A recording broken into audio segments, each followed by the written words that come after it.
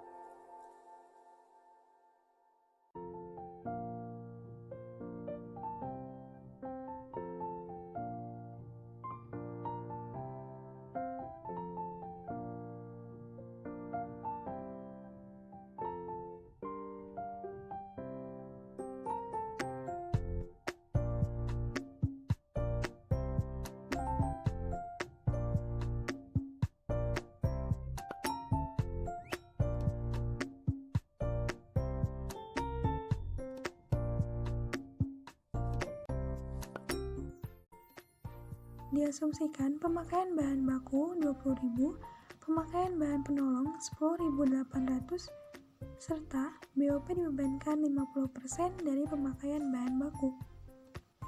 Jurnal yang dicatat dalam pemakaian bahan baku ialah BDP, BBB, barang dalam proses biaya bahan baku didebit 20.000, persediaan bahan baku dikredit 20.000. Kenapa BDP? Dalam artian jurnal ini muncul apabila bahan baku yang baru kita beli belum diproses, namun saat ini sudah masuk proses pengolahan menjadi barang jadi.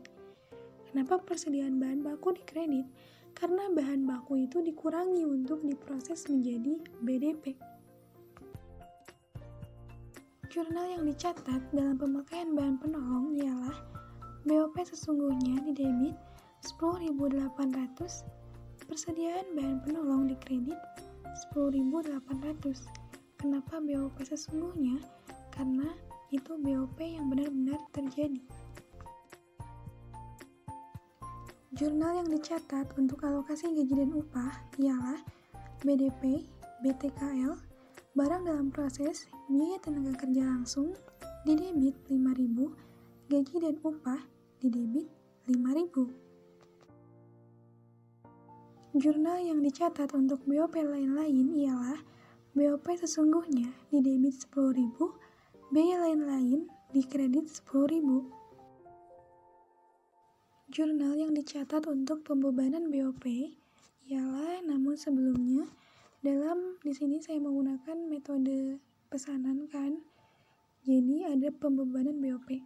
Telah diasumsikan dari awal BOP dibebankan 50% atas pemakaian bahan baku. Di sini pemakaian bahan bakunya 20.000 dikali 50% hasilnya 10.000, dan untuk jurnalnya BDP BOP barang dalam proses biaya overhead pabrik didebit 10.000, BOP yang dibebankan dikredit 10.000. Di sini ada pencatatan selisih BOP digunakan untuk mengetahui BOP yang dibebankan berdasarkan tarif itu kurang atau lebih dari BOP sesungguhnya. Perhitungannya, biaya bahan penolong ditambah biaya lain-lainnya yang hasilnya BOP sesungguhnya dengan jurnal BOP yang dibebankan didebit 10.000, BOP sesungguhnya dikredit 10.000, dan di sini selisih BOP kurang dari mana sih? 20.800 dikurang 10.000. Hasilnya 10.800. Jadi selisih BOP didebit 10.800 dan BOP sesungguhnya dikredit 10.800. Ini untuk produk jadi.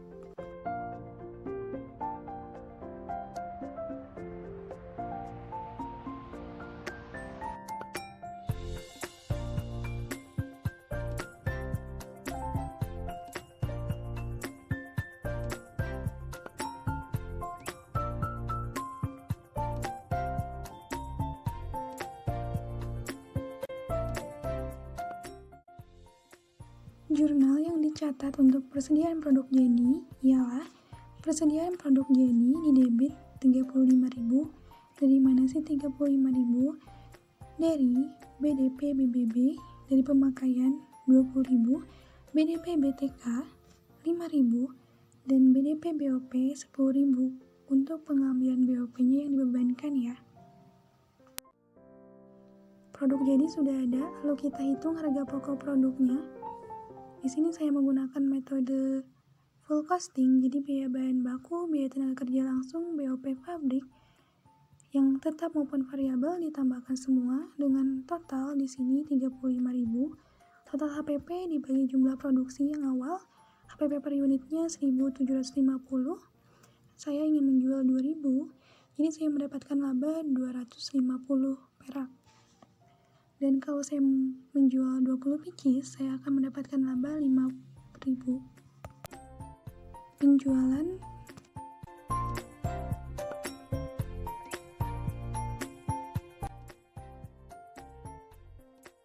jurnal yang dicatat untuk penjualan produk ialah harga pokok penjualan didebit 35.000 sesuai dengan perhitungan sebelumnya. Persediaan produk jadi di kredit 35.000.